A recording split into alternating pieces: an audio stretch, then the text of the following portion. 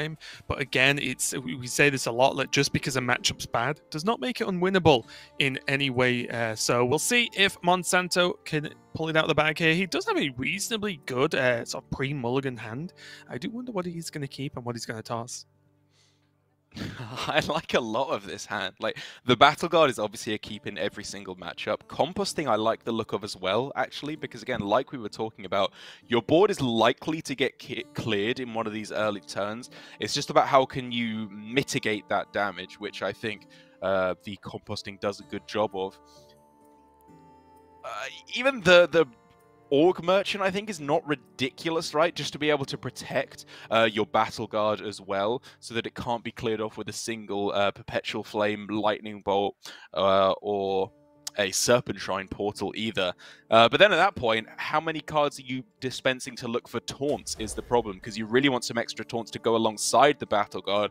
And in the end, Monsanto chucks all of that out the window, just trying to find some synergy for the heart of his game plan, which is that Battle Guard. Yeah, this is like one of those clear choices where instead of having a decent opening hand, Monsanto just wants the best opening hand, right? He has the Battle Guard, he just wants everything that can kind of fit with that. So we'll see how it pays off for him here. He does have a double Peasant if he really wants to be adventurous and increase that card draw, because again, it feels unlikely that they both die on turn 2. Of course, there are a couple of cards that get there, but you know, using something like that so early to clear 2 Peasants probably would be fine, but there is a reasonable argument to just say, well, actually, the coin with what Monsanto wants to do will probably be more useful going forward. Exactly. I think that's really the point. This just needs the coin to make it a little bit more powerful. These, however, are some mighty strong top decks. Good lord, with the ability to go Battle Guard, Mule, and then probably coin Adorable Infestation on your Battle Guard, right? In order to protect it against all those 3 damage breakpoints. Yeah, 4 health is very strong in the game right now, right? Especially against, well, a fair few classes.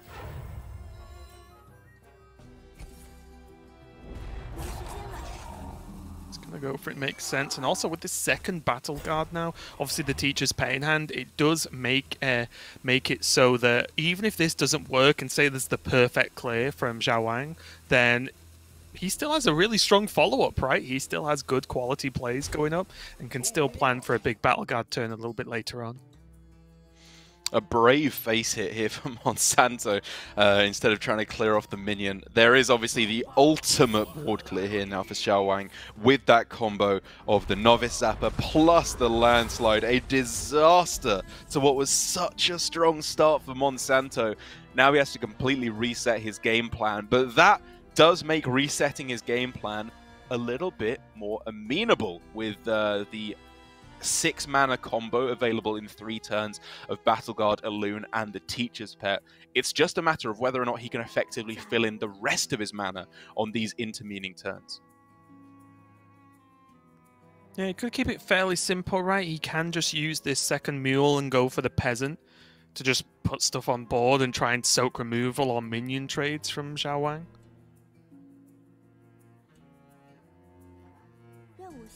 You see many other options, right? Nothing else really seems good enough.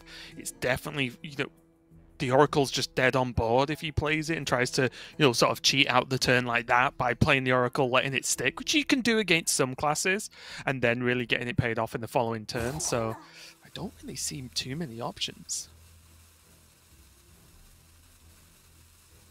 It's really just about how greedy you want to be with these combo pieces. Like, you can take the immediate tempo with the Battle Guard, or you can hold back a little bit and go for the alternate strategy of going for this big combo. He does just go with the tempo plan. Throwing down the Battle Guard right away is intriguing for sure. It lowers his potential power drastically this game, but it does give him, I guess, at least an immediate push. Do you like one of the overdrafts here to actually kill the Peasant? How many times has he overloaded this game? I think this would be number 2, right? With the Serpent Shrine portal. Yeah. Yeah, because he used Landslide, right? Which isn't an overload card. It just benefits from overload. So was just wondering if it's worth killing off the peasant, and now that he can like really wrestle control of this board, try and starve a Monsanto of minions, of card draw even. Yeah, I mean, he can already clear it, right? Because he can just go portal and then trade everything else in order to clear the board. It would just be playing effectively like a 1-mana 2/2, right, that you'd be going for this turn. But I think the tradability on these overdrafts is probably more valuable. Okay. It's close, though. And now with this, sort of Monsanto catching a bit of a break with this Iron Beak Owl coming from the Serpentine, because that could have been a lot worse. I do wonder whether he thinks he can ever get away with just playing Oracle and the Adorable here, or the Marcel Cub, should I say. How confident are you that they're going to be able to clear off your Oracle on the following turn? Like, I would say fairly confident. It's such a niche hand that isn't able to deal just a couple of points of damage to I guess it's just because you've seen Serpent Shrine, you've seen the Novice Zapper as well, you've seen Landslide. Like, you get into the point where if they use a one Perpetual Flame that early, like, is that kind of okay? Because you've not gone Arbor up, you've not really overly committed, you've just played 2 minions, and then you have a 5-drop on 5 anyway. Yeah, it's not a bad point. Pickup. You were talking about needing value. Yes, I mean, this is all the value in the world now. Gets quest completion rapidly chugging along. Yeah, it looks like good value to me. Yeah, I mean, I can't even remember the name of this card, but the deal 3 damage to 2 minions card, I was thinking could get a little bit more value, but I guess he just has so much removal now with all of these added effects.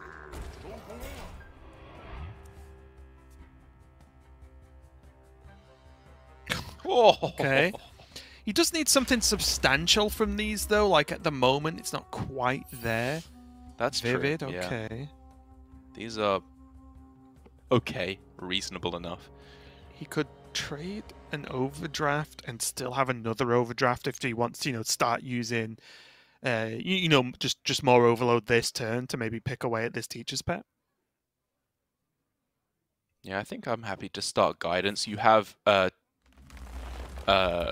the buff, plus, as you said, the overdraft to be able to clear things off if nothing better pops along. Okay, is he going to try and clear up his teacher's pet completely? He does have Storm Strike and then overdraft. Yeah, this is smart. It allows him to deal 3 damage to any minion that comes out. A lot of them die. A lot of them don't, though, as the Moccasin is pretty nice here for Monsanto to at least start getting some kind of a comeback. Make the trade first. I've seen it happen. We all have. Yes. Let's not do a Possessi, okay? Just slam that in.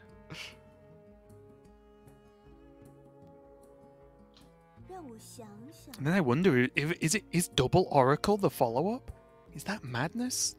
Oh. I think I'd probably rather go Oracle, Marsul Cub next turn. But instead, interestingly enough, he's saying he's not attacking at all.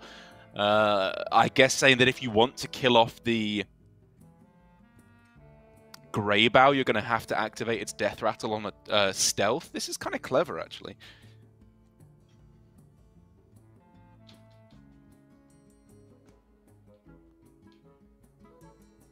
I think this is just a good time for the toys for Xiaowang. Yeah, it depends what you get, doesn't it? If you find yourself the Novice Zapper, then you can proc the quest as well alongside it. If not, it's a little bit less powerful. Just get Runthak, so he can actually do the studies, get a minion, then Runthak, and have 2 minions in hand that are buffed. Looks pretty good. That is pretty good. Especially since one of those buff minions, of course, are the Canal Slogger. Yeah. Oh, interesting. I was thinking you take the Mini Mage there just because a buff on a stealth minion's quite nice to get yourself an extra trade. Do you think he's just after tradable? Because at the moment he does only have overdraft and now this to be able to trade it away and then just cycle into something slightly more powerful. Maybe, yeah. I mean, my game plan was contingent on mainly that you actually attack with Runthak, rather than just leaving it steady there on the board instead, which is, you know, reasonable enough, I suppose. You can just use the other effects you have to clear things off. And of course, every minion that sticks is, of course, that much more powerful with the Vivid Spores as well, where you get the full statage back on the backswing, which is super powerful.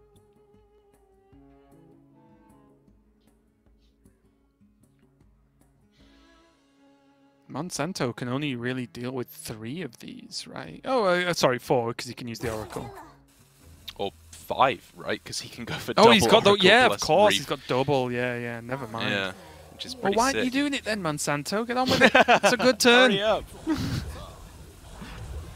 Only wants 1. Interesting. I kind of just liked throwing down another one there. Oh, is he going to keep this, the Snaky Boy in stealth again? He is, okay.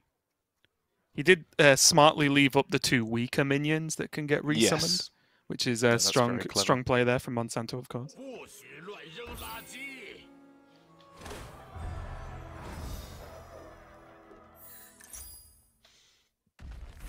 look at these resummons. It's so strong. It's so powerful, isn't it? The taunt, the lifesteal, it's all just a little bit too much. I mean, this has felt like it's going to be a loss for Monsanto for many turns now, if I'm honest. As soon as he lost the ability to go for that Oracle Battle Guard 5-drop taunt combo, everything fell apart. I mean, as soon as it was the landslide coming in, that was really the winning play on like turn 3 for Xiaowang when Monsanto went relatively all in at that point in the game. I really like this option as well, this way to go about it, because I think holding the death rattle on as many minions as possible is huge. And the most impactful minions, of course, like not proccing the Canal Slugger death rattle feels like it honestly closes this game out right now. Agreed. One instance where it doesn't matter whether you go for Arbor up before or after, it would still be able to kill off the 3-3. But given that there's a death rattle inside it anyway, again, as we've been talking about, it's just too much, right? And the inevitability is so firmly on Xiaowang's side, given that he's not a million miles away from getting Brucan. And whether or not he gets it, he still just has so much more value left in his deck.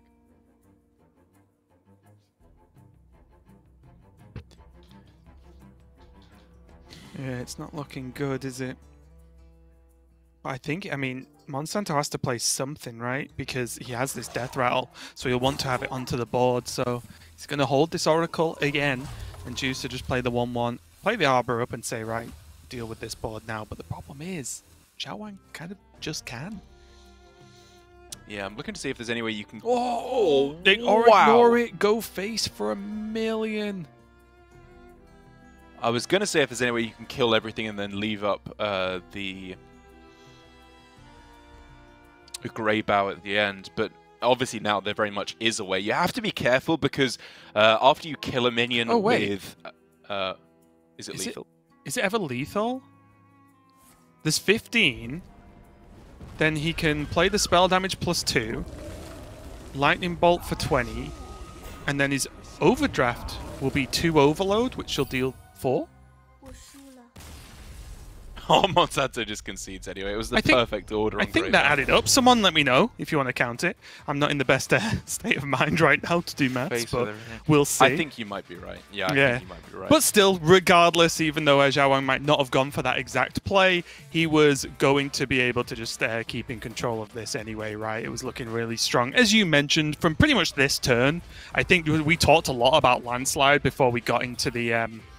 into this actual matchup, and we saw it not take long at all for it to prove its worth as a choice in this list. So after that, things started to just pile on, honestly, and Monsanto just never really got hold of the board and never really felt like he was actually threatening Xiaowang. It felt like he was kind of keeping up, but not really threatening winning the game. Yeah, that's right. As soon as he threw away his ultimate combo, at that point everything was just a long, cold march towards defeat for him, because you just get outvalued. It's what the Shaman does. If you're not able to get overwhelmingly in the lead at the start of the game as the Druid, or hit those turn 6 power spikes, you're not going to win the game. And so that means that it is a huge win for Monsanto. For Xiaowang taking the win over Monsanto. Again, China off to a strong start, and we need to see a counter to this Shaman for Americas, which, as I've said a few times, isn't the easiest of prospects. Maybe you have to go to that Quest Hunter now that has both the ability to clear off all these early minions and have a little inevitability of its own in the form of Tavish. But if that's the best I can come up with in terms of a counter, it's clearly not looking great for the Americas. Yeah, it doesn't. There's two ways they can go, right? They either want to play a mirror, which I think doesn't feel great. They would go, I guess, the Quest Hunter. I'm kind of with you on that. And then at a stretch, they could go Paladin and just hope to like beat up the Shaman before they can actually, get going. But as we said that, and as we've seen, there are so many ways to just remove the Paladin minions early on, especially because they're not that threatening themselves. And because this isn't a deck that is running that Blessing of Authority, you not even have to deal with that on the turn 5 into a Parrot. Like the multiple stacking huge minions. You don't even have to deal with that. So I think Paladin would be very manageable by Shaman, so I am honestly genuinely interested to see what gets played. There's always just a long shot that they just queue something crazy like Aggro Priest or something and just say, oh, maybe it's just can be fast enough.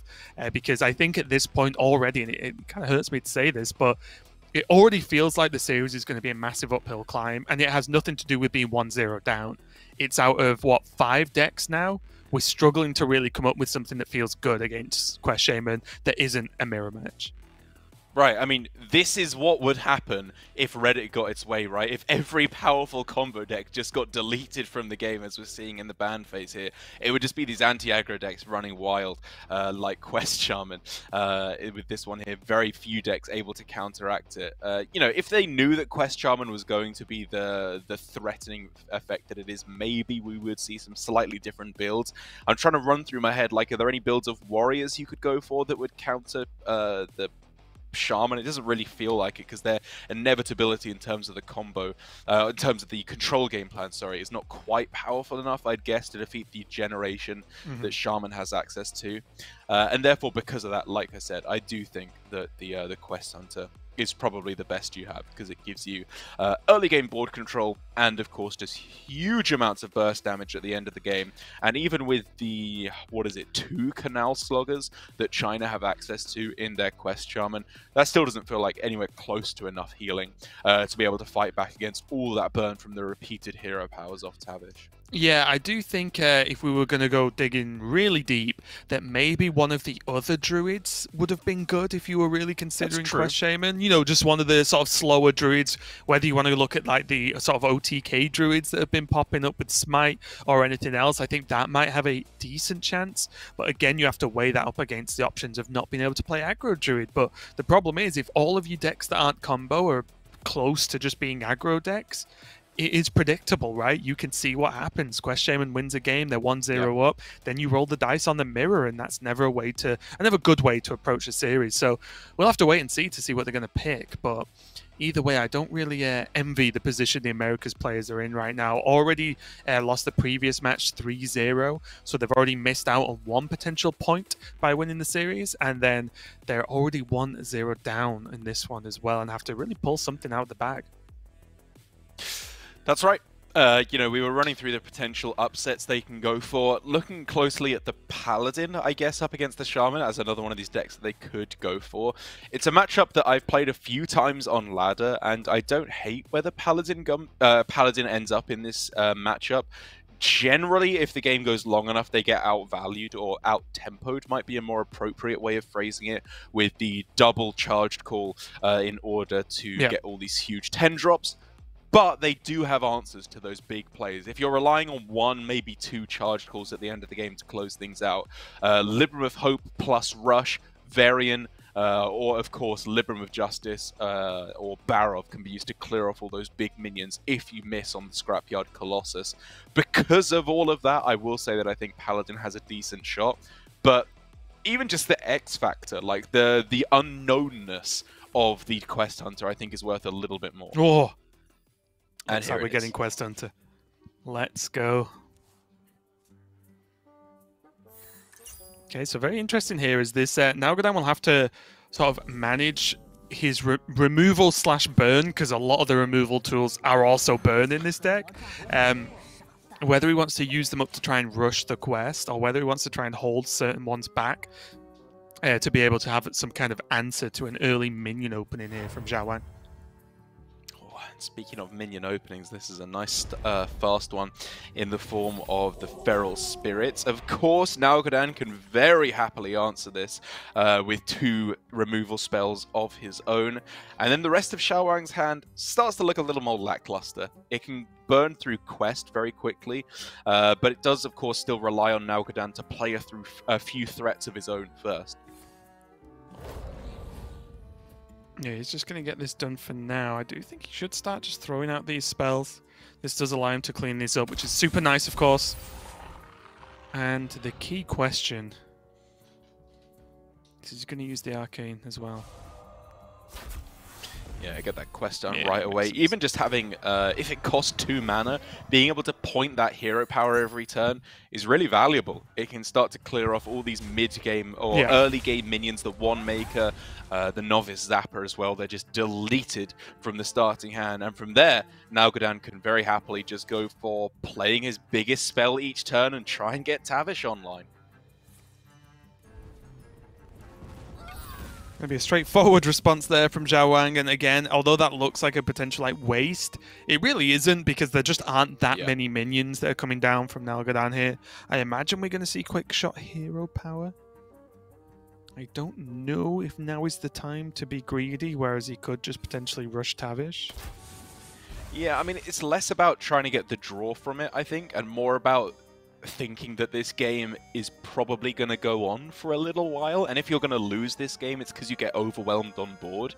And so saving this quick shot in order to target a minion is, I think, very smart.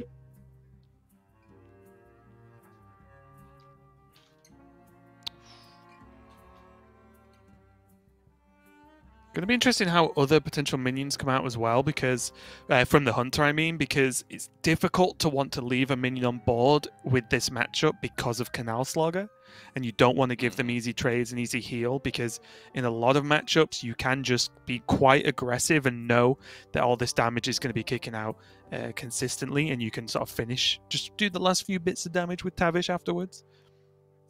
But sometimes there are minions you do have to play, right? It's not like he can just never play a minion if he draws them in this matchup, especially Barret Kodobane being an absolute key. Venomous Scorpid as well is a huge value because it effectively draws / generates a card. Look at this play as well for Xiaowang. I was wondering if he'd go for the tradable on the Guild Trader. Instead, he just goes straight up for a 6-cost minion, and he gets one of the really, really good ones, Onyx Mage Scribe. Even if it can't be procs right away, you are very happily just going to play the Landslide next turn to get yourself 2 random spells, which in Shaman, on average, are premium cards to get. Yeah, and I think most importantly about this card is it cannot be killed by Hunter this turn outside of exactly Professor Slate plus a damage spell. Much. I think that's the only thing that actually kills it. Every other combination on this mana doesn't get the job done. Piercing Shot, one of the highest damage cards, of course. Damage would be the same if it was double Quick Shot. That's still only 6, and then he can't do 3 additional, so it's a big deal. And now Godan's just going to have to start chunking through this, but I think the damage is already going to be done. Yeah, it's such a big deal, isn't it? Oh, no, wait, you can! It's going to proc! Yeah, never mind. Good catch. Oh, that's very sick. I thought for some weird reason, I thought it was going to be one off, but that is huge. That changes everything. It did cost him a lot of damage, though, and a lot of cards. Oh, who cares? This is so clearly an all-in push by Xiaowang. Oh. And if they can't do anything off of this, they are not going to be closing out this game, because now Bowler Shot plus, Bowler Shot, Quick Shot, or even you could just go Bowler Shot plus Weapon, and then next turn Quick Shot plus Tavish. Yeah. You're just ready to go.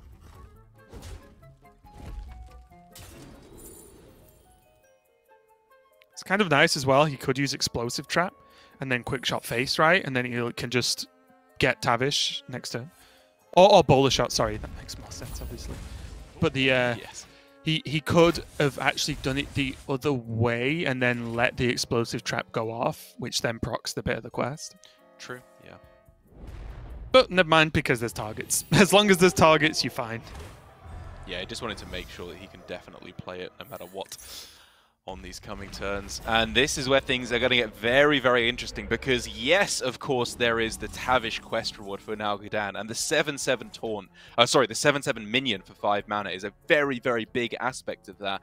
But it's not necessarily game-winning in its own right. He needs to get himself a little bit of extra value on top of that. And to be fair, tracking very possibly delivers that.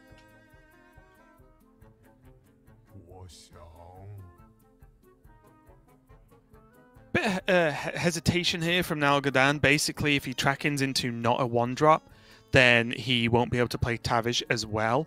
But I think I would take the risk because of the card draw potential at this point from Quickshot, because there's still a lot of 1-drops in the deck. So I think that might have been worth the risk, because now this tracking feels like it has to get him card draw, whereas he could have kind of done it the other way around, right? Where he knew he had a bit of card draw and he had to just roll the dice a little bit on 1-drops. But just checking this now. There is like another Arcane Shot, another Overwhelm, I guess another tracking, but that wouldn't really work, and another Wound Prey. So 3, I guess it's not that many. Maybe I overestimated that. And I guess the problem is, like, what if you get offered a 1-drop and Barret Kodobane, right? Like, you really want to pick the higher value option, right? But you really, really want to get Tavish down on this turn. And so I think, even though, as you said, he does technically lose a card draw here, it's just a safer play overall. It has a lower ceiling, but a much higher floor in terms of how badly it can go wrong if he goes with this line. And therefore, just following up with the tracking next turn is, I think, perfectly fine.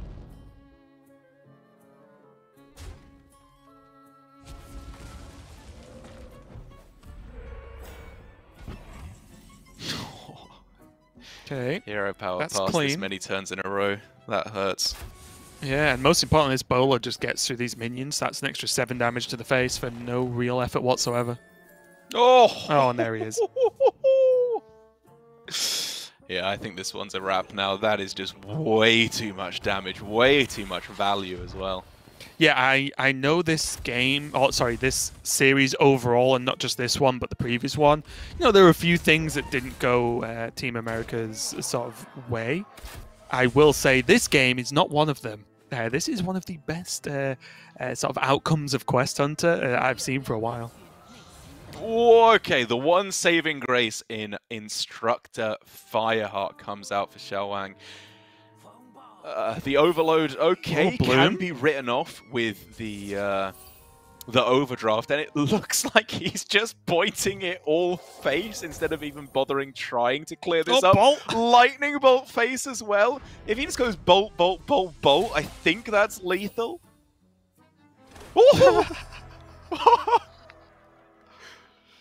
That's another 2 damage, right? Oh my god.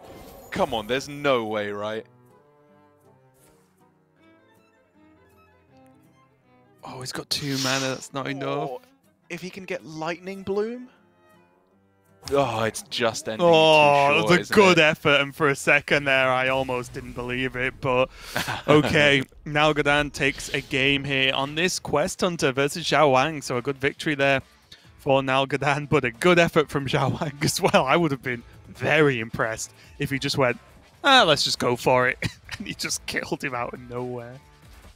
That would have been the win of the tournament, without a doubt, if he'd been able to get that one.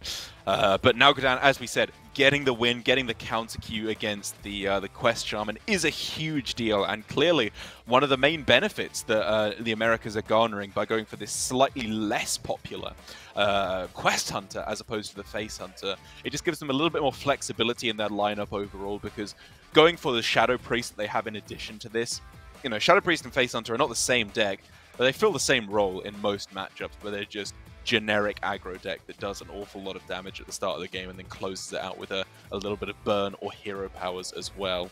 Whereas this Quest version feels like an anti-aggro deck, more so than an aggro deck in its own right, where it can prey on the likes of the Shaman, as we saw here, and very possibly maybe even against Control Priest for that to come down in some of the other matchups. Yeah, really cool one. Nice to see Quest Hunter never going to be upset about bringing some different hunters to the tournament and to the lineups there, and it does mean Americas get a win on the board for the first time in this sort of double back-to-back matchup. And it means that now China have to consider what they want to queue into Quest Hunter, because, as you mentioned, Quest Hunter's a weird one because it functions in some matchups as an aggro deck and functions in others as more of a controlling style, mainly against aggro. So with all these aggro lineups available, like, what is the choice to actually go up against this Hunter? It's kind of a strange one.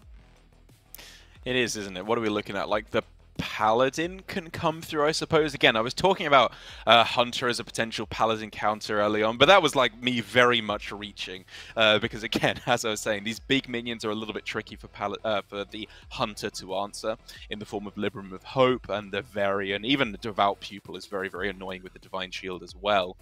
And then, of course, the healing just makes it so you often struggle to get enough damage, because even though that was a good pan out for the Hunter, the overall texture of the game was pretty typical, where at the end of the game you are kind of just running out of threats. It was only very specifically Barrack Codovane that brought Nalgadan enough value to go an extra couple of turns. Without that, if he'd faced down a Libram of Hope out of nowhere, he would have very possibly been succumbing to that healing. Yeah, it's definitely a strange one, and again, I do respect the attempt at finishing out the game in spectacular fashion. We will just see now what's left up here, and again, just taking a quick look over the list. Of course, you talked about Paladin. You know what I do want to see? I do want to see this Warrior to come out of somewhere. Why isn't anyone playing Pirate Warrior, Derek? Tell me. I mean, Pirate Warrior is in a weird spot, right? Like, it's absolutely infesting ladder right now, as we do see here, for LGD Murphy getting to see him for the first time. But it's kind of confused as a deck list overall. This one less so, admittedly, because it's not running the Rancors, which are a little bit more of a control tool that I'm not such a fan of. Instead, it's a much more streamlined, aggressive build of the deck with, of course, the South Sea Captains, even Brooms slotted in there with the Stage Dive as well. And to be fair, against the Hunter, it probably is going to kill them before they can get Tavish online. Yeah, it's really difficult, and just the fact that because that sort of combination of not only the sort of aggro side of the minions, but also because the minions can be pretty like beefy as well with that health total. Like suddenly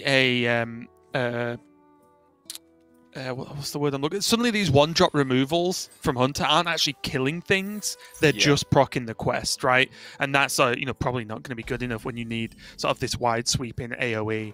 I do think this is one of the matchups where these Venomous Scorpids and Slate can come into play and just actually clean up multiple minions. Could be really powerful.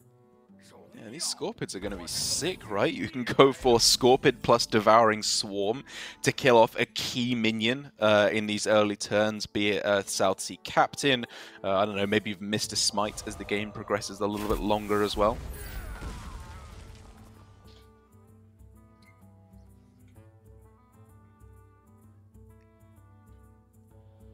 Yeah, let's see what comes down now. There is, of course, the chance to go a little bit wide, but it does play into the sort of AoE from Bowshot as well, so I think this is just a good captain drop on this turn.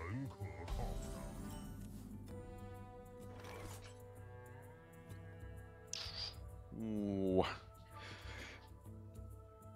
Weirdly enough, I think it's just aim shot, right? Yeah, I think I agree, right? You can potentially get a value trade with this Scorpid later on in the game, or just hit a more key target as well.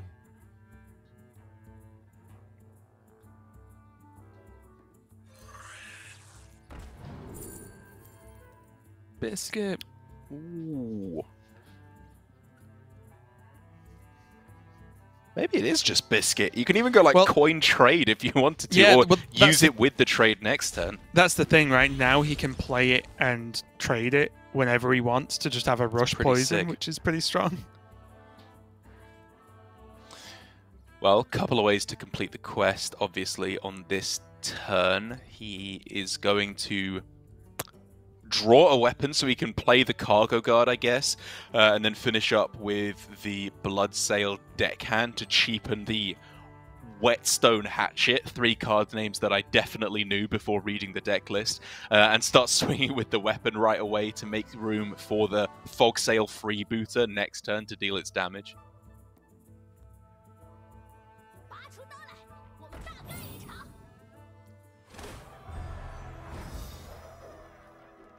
Okay, let's see what the draw's going to be.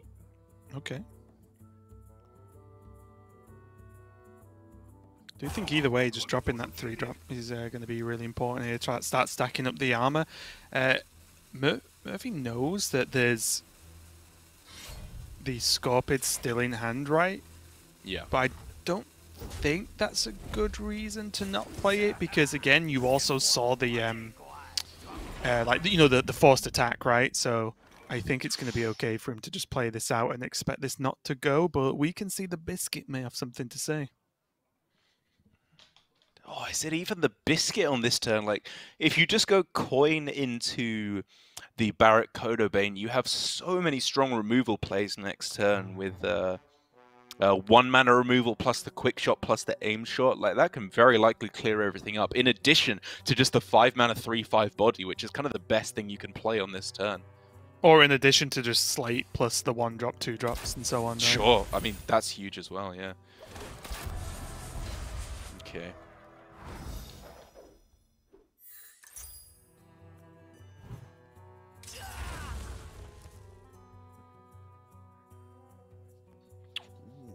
The Pyro, okay.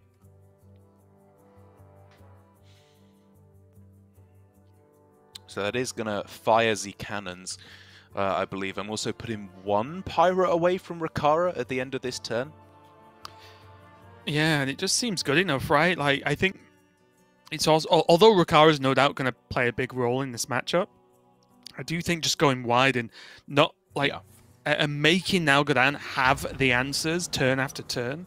Because also that kind of play normally reduces the amount of actual damage going face as well, which then again it gives Rakara more time to actually have an impact on the game. Even hits on the draw by getting the Anchorman rather than the animated Broomstick, as I believe the only 2 different rush minions in his deck, which is fantastic. It allows him to just play Rakara in 2 turns time, guaranteed, and the body from Anchorman itself is really, really powerful.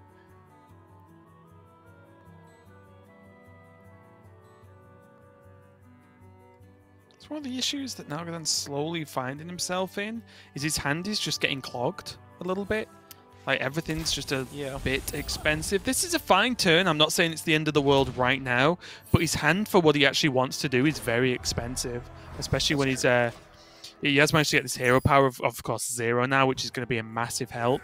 But he does need to start just I think this Barrack almost certainly needs to come down next turn, because he needs the cheaper stuff to help get rid of the more expensive stuff like this Slate. Does feel pretty sad to just sink 4 damage into a 2/2 rather than sending that face, obviously with the effect of the aim shot coming down, which is very annoying indeed. But for now, he does need to answer this 7/7, which is very annoying, but he can, of course, do with the Scorpid and trade the Scooby Snack in order to be able to attack through straight away. And that's, of course, ignoring it that he can't find a spell to go with Slate, which he now can if he wants to go it that way instead. And I think I like that more. It allows you to keep the poison in play, right? Which then can kill Rakara.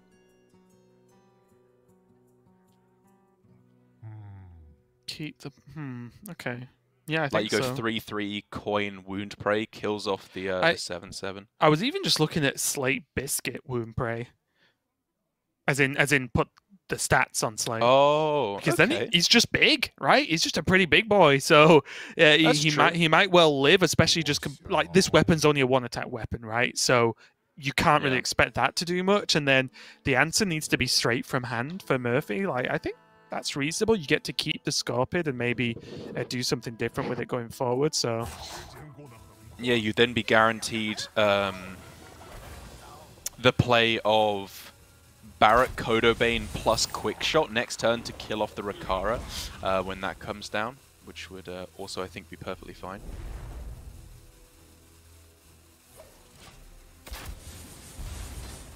I really like this actually. It's just good, right? And also it holds the coin because the coin is also just a spell for Tavish, which is just extra That's damage. very true. Yeah, that definitely can start to stack up when you have Barrack Codebane in hand, ready to go. The only thing to be aware of now, because it's quest complete for Murphy, things can get awfully spicy because there is a large variance in the quality of weapon and pirate you can get, and sometimes you just lose. I actually, on the first day of the mini set, got Gorehowl and Smited in the same turn. I was like, oh, I guess I wasn't safe in my health. Never mind, I'm dead. You're either a Gorehowl Smite gamer or you're not. I've also lost a series to 3 Bulwarks of Azzinoth over the course of the game, each one of which had to happen to stop me pushing for lethal. It was absolutely heartbreaking. But yeah, it's the power of the card, right? It has these upswings, these potential high rolls that are just absolutely back-breakingly powerful. But there is a 7/7 again on an empty board here for Murphy to try and face down. That looks like a weaker weapon and a relatively weak minion, but the double damage from the cannon helps out a little bit at least. We like that top deck. Yeah, well, even as well, the pirate he already had actually allows him to kill Tavish, doesn't it? Yes, exactly. He will have to lose the attack buff, right? Because I'm pretty sure you would rather just go for play both of these, swing into the Tavish, and then deal the 4 damage face. Sounds good to me. Oh yeah. I think this is more, I mean, look at the health difference, right? Yes, it's going to get an awfully lot closer as soon as Murphy swings here, but so what, right? There's actually armor which can be significant in this matchup, even if it's just the hero power armor. But this 2/4 is already going to chuck 4 additional on there as well, so he's basically, oh sorry, 3 additional. He's basically recovered the majority of that Tavish swing and gained the board. Really, really strong. It's going to be really, really close, isn't it? I guess now you have a lot of ability to clear this board up. Like, you can repeatedly use your hero power there. Just has to be a way to clear the board on this turn. I'd be very, very surprised if there isn't with all the effects he has. But then that's more damage that isn't going face. More cards that aren't winning you the game. Yeah. Yeah, this is a lot. That's like, what, double aim shot gone now? 1 piercing shot already gone? There's still plenty of damage, but it's not going to, you know, sort of go as thick and fast as you really want it to here for Nalgadan. Yeah, he really is going to want to be drawing off of this quick shot if possible, getting high damage or high value spells off of this Scorpid. That's not a bad card to get, though, as the Bulwark, just to buy you a turn of almost guaranteed taking no damage. That, however, is a very terrible top deck to go alongside these great weapon and pirate that came off the Juggernaut.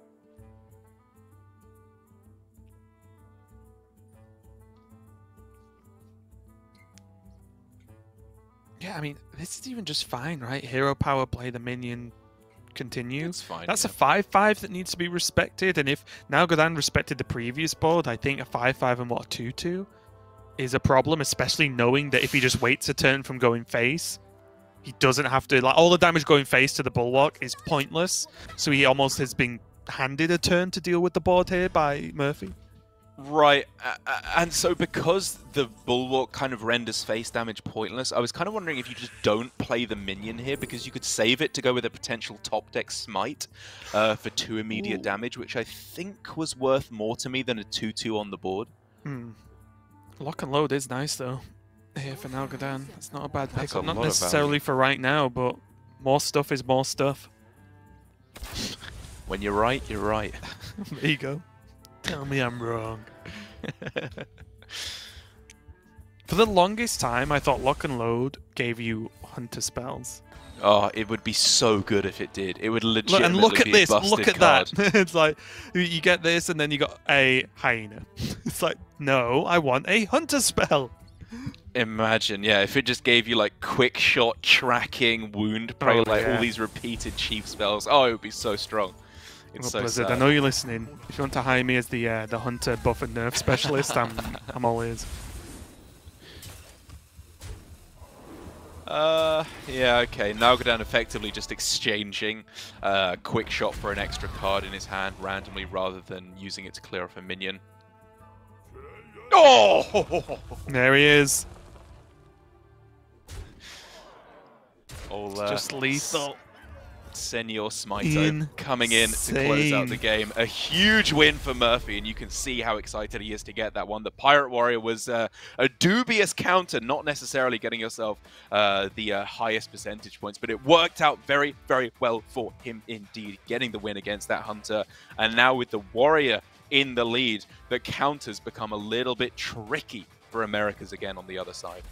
Yeah, and you know, you mentioned him popping off a little bit. It's important to bear in mind that this is Murphy's first time on stream on day one. It might feel like we've been streaming for 3 weeks at this point, but you know, it's his first game on stream. He takes the victory, like he's going to be pumped for that, and I'm really glad to see it because, like I said to you right before we got in this game, I want to see some of this Pirate Warrior. A lot of players, a lot of teams, sorry, are bringing it, but no one has even queued it yet, and it's not been banned. So I did want to see some play, as it's a deck I feel like it's still. It's not super strong, but it's by no means weak. I feel like it's a very middle of the ground deck, but I think with the decks that the players have access to after bans, this is actually better than people are maybe even giving it credit for.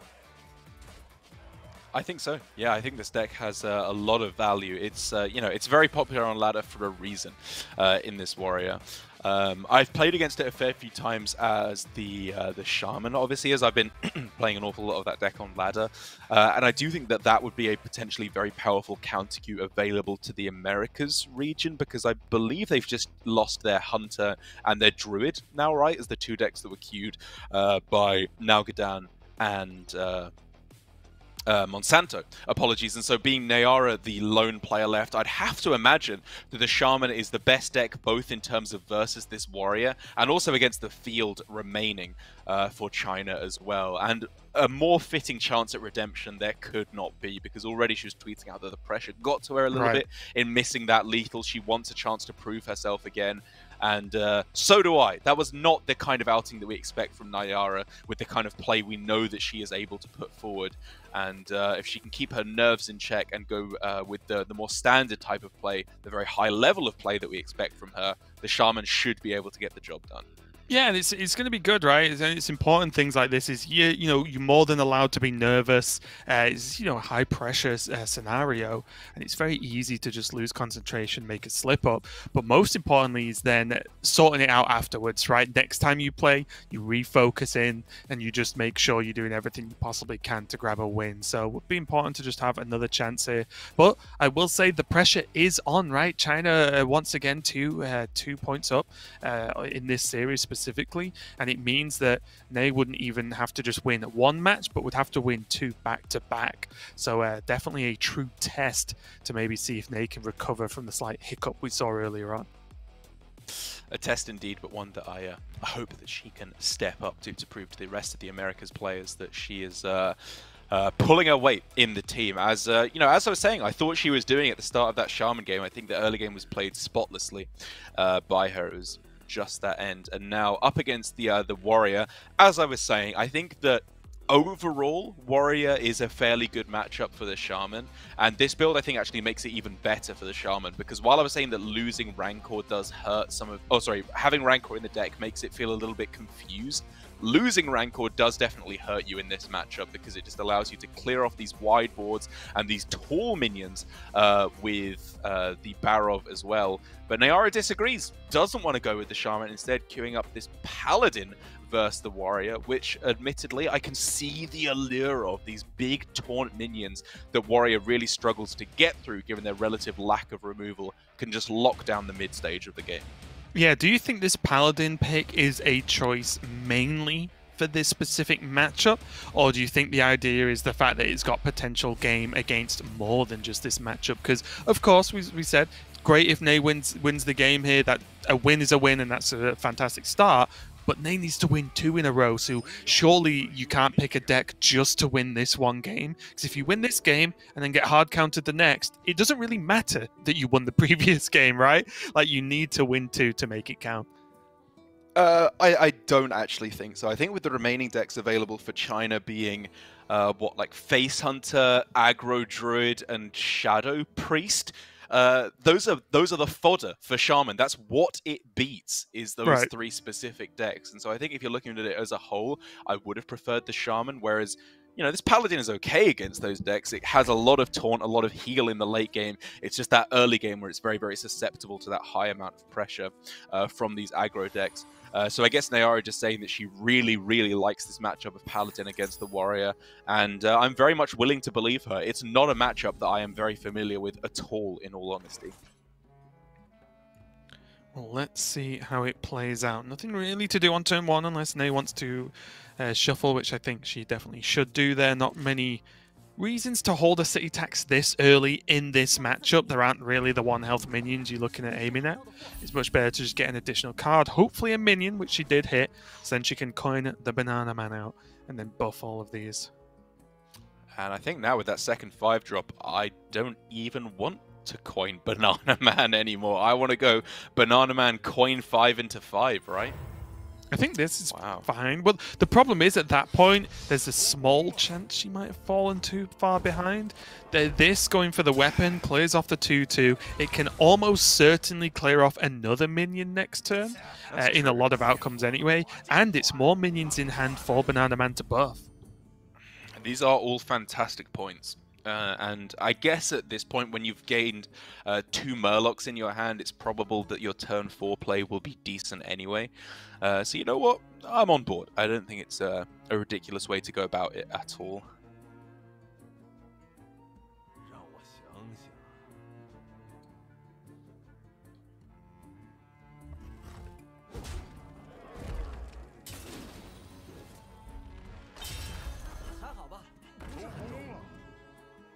Looks like it's going to be a nice buff. The Broom is going to be huge as well. Also, just generally fantastic in combating more minion-focused decks. But where does Murphy want to go here? Has 2 drops, but both of them generally require the weapon. Looks like he's going to go for the 3/4 and probably not going to Shiver this turn. Yeah, I think more likely just equipping the Whetstone Hatchet to have spent the mana, and the next turn you can go for the Fogsail Freebooter for the damage, or for the Corsair if you want to get yourself the or Bloodsail Raider, sorry, not Corsair. Yeah. If you want to be able to get yourself the immediate higher attack power on board. Here though, bit of a weak turn, and this is the sacrifice that was paid, I guess, for using that coin. From Nay. Does mean that she is slower on the play you would have liked to make, which is the old coin out the 2 5-drops.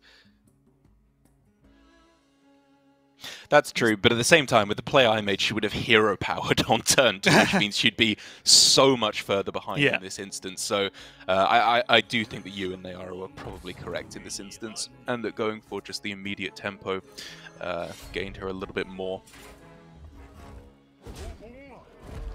Just going to kill off the cargo there, stop the armor stacking as much, and suddenly this is such a minion-heavy hand. It's kind of insane. Like, we talked about the lack of parrot in the Americas build of Paladin, which, you know, is a big deal. It's a very good card, but all of these minions from the weapon is like, it does mean that, talking of just purely resources,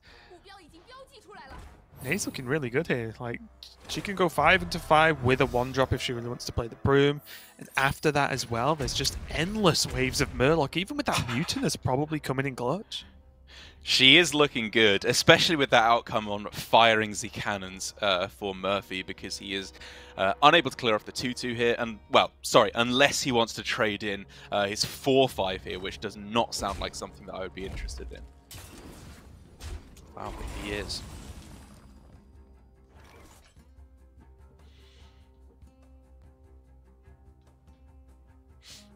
And now though for Nay, as he said, while she does have this 5-drop into 5-drop, 5-drop into 6-drop, whatever it may be, Murphy's hand is actually low-key perfect for dealing with that kind of play, because double Shiver their Timbers into with the Fogsail Freebooter as well just is such efficient use of the damage spells to be able to clear off everything else and keep the rest of the damage going face, whilst also getting closer and closer to Rakara.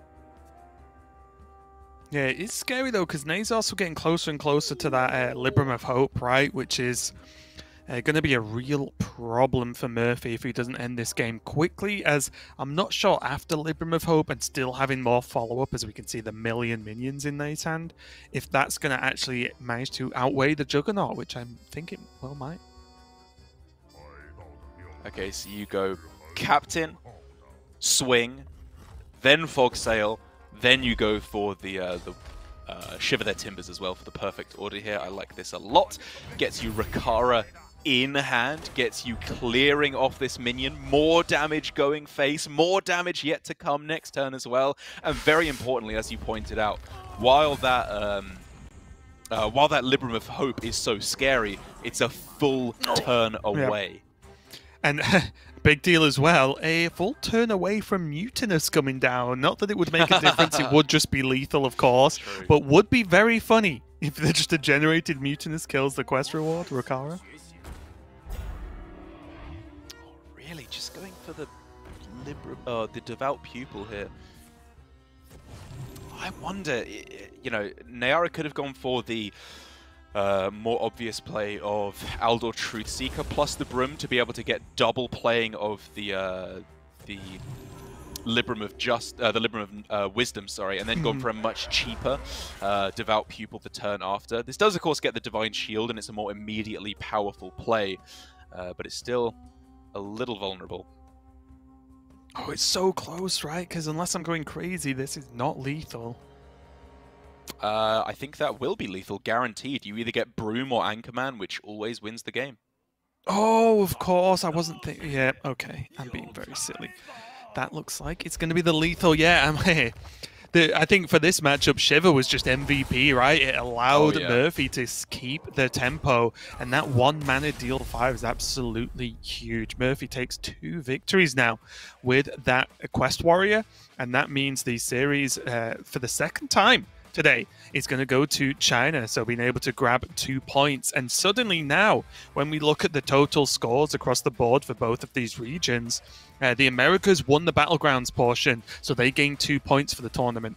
Then China won the constructed portion, going 2-0, which then gives them 2 points for the tournament. So once their mercenaries sort of match happens, that might decide who's going to end up on top. Or they could both technically gain 3 points for the day, as its mercenaries work similar to constructed, where it's 2 best-of-5s and each best-of-5 win is 1 point.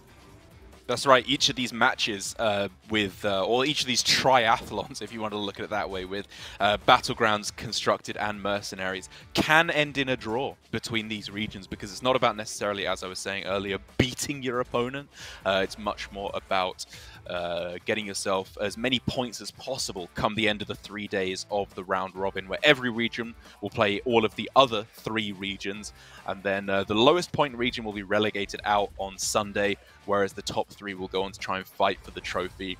And as you can see, Nayara kind of shrugging there. What can she do? And more or less, yeah, what can you do in that instance? You just got run over by the Pirates. The hand was too strong for Murphy, and Paladin too clunky. I would argue that the main thing that could have been done there differently was actually the deck selection. I do still think that Shaman, unless I'm going crazy and it was played or banned already, was just a slightly stronger overall deck to go for there.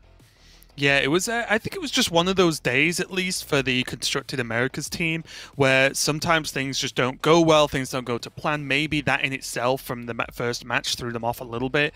But you know, you chalk it up to just a bad day, and you just forget about it and move on, because it is not just today that's the important thing. This is not a one-day tournament, right? We've got a few more days coming up. Oh, yes. Americas is going to go on to play Asia Pacific as well as EU, of course, which will be very fun in all of the 3 modes too. So it's you know, there's plenty of time to change that round. I mean, just look at the way Battlegrounds went, right? For Americas, they got dumpstered in lobby 1 and then just massively recovered in 2 and 3 and took the victory in the 2 points. So even though it didn't look great great for Constructed for the Americas team at the moment. The rest of their teammates, right, in the other formats are keeping them held up a little bit here. So I have no doubt they'll continue to fight pretty hard. So I'm looking forward to that overall. Unfortunately, we do have some news for you guys. Who was hoping to see some more mercenaries tonight or today or whatever time you may or may not be in at this point. Unfortunately, as you may have noticed, that the matchup has gone on a little bit long as we check out just the summary from this match, but I'll keep letting you know this anyway. Because the day has gone on very, very long, and if we did actually continue as planned and stream mercenaries for you guys for this last match, we might not actually be able to sleep before day 2 begins, and you can probably guess that could be a problem. So although we apologize, of course, for you guys getting to miss out on mercenaries, we are going to record the VODs of the match. The match is going to happen like now, or it might be halfway through at this point. So we are going to record the VOD, and it will be up on YouTube as soon as we can get it up there for you guys to watch and catch up on. So hopefully that's there, tomorrow morning latest, at least in Europe. But just to make sure that we're all rested and the staff and everyone is good, and we can actually manage to grab at least a couple of hours sleep before the show again tomorrow. We just thought this was the best decision overall. So again, apologies for that, and we hope to tighten some things up for tomorrow. We will be returning at slightly earlier time of 5:30 p.m. Pacific, which is 2:30 a.m. CET, which will be America facing Europe to kick off day 2 of the Global Invitational. Once again, thanks a lot for watching. We appreciate it. We hope you have a good day or night, wherever you may be, and we'll see you in a few hours.